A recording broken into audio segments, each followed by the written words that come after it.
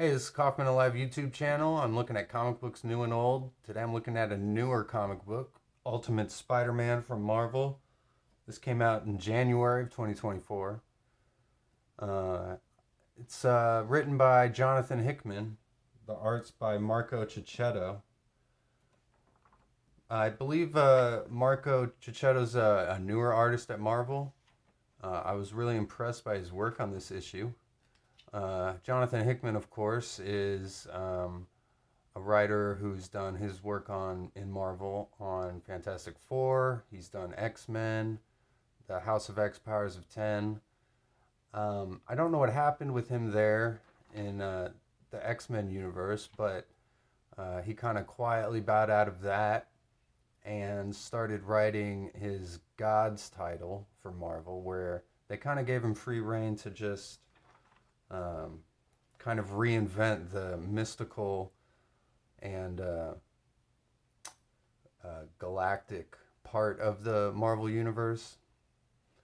And now they've kind of given him free reign with a reboot of the Ultimate Universe.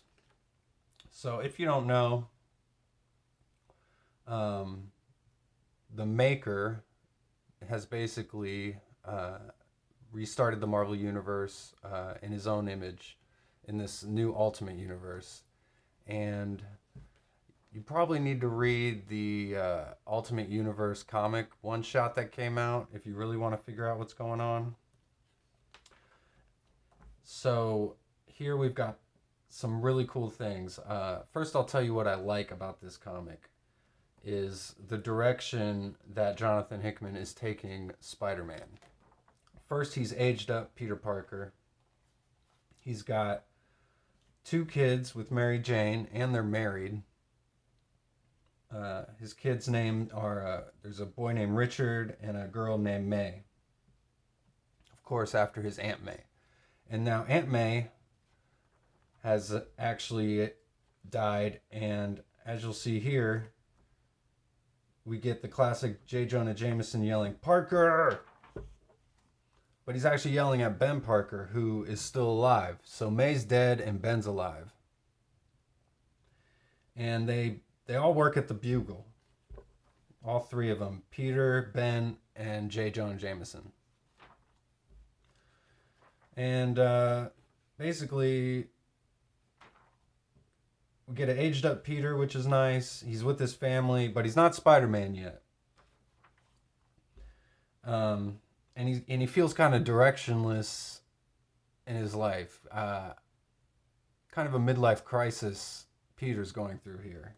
He's around late 30s, and he's working at the Bugle.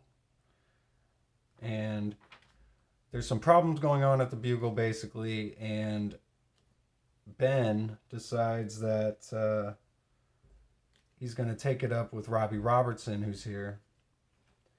And he finds out that the changes are because of Kingpin. So Kingpin's taken over the Daily Bugle. Of course, that's going to cause some problems.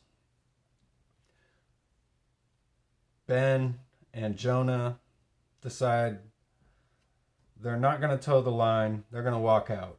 So, again, Marco Cicchetto here on the art. He's got really great line work here on the faces. Great detail. You look here in this panel in the newsroom. You got all the people in the newsroom have different expressions. There's a lot going on. It looks busy. Nice background here.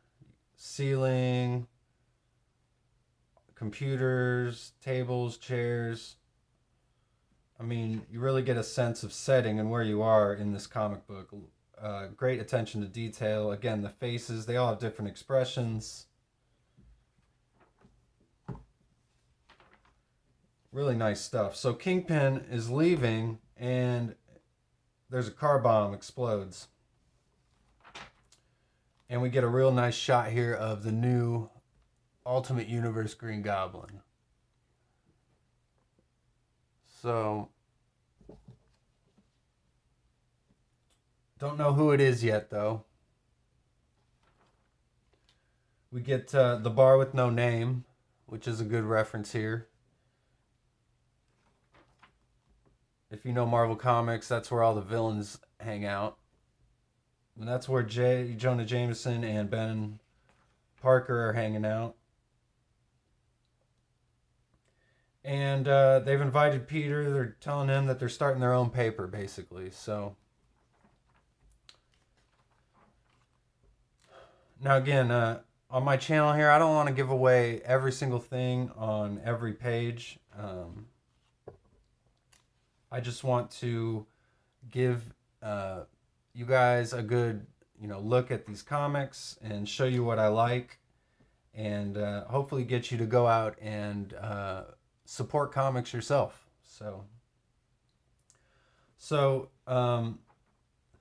there's a plot line going on here where Spider-Man, he's not Spider-Man yet, it's Peter. He's about to become Spider-Man.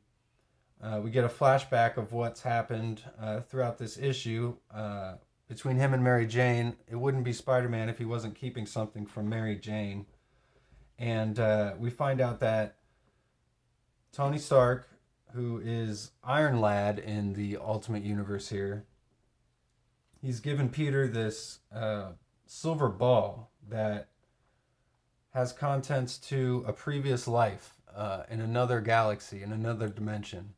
So Tony's aware of Peter existing as Spider-Man previously in a different Ultimate Universe, and he's letting Peter in on that.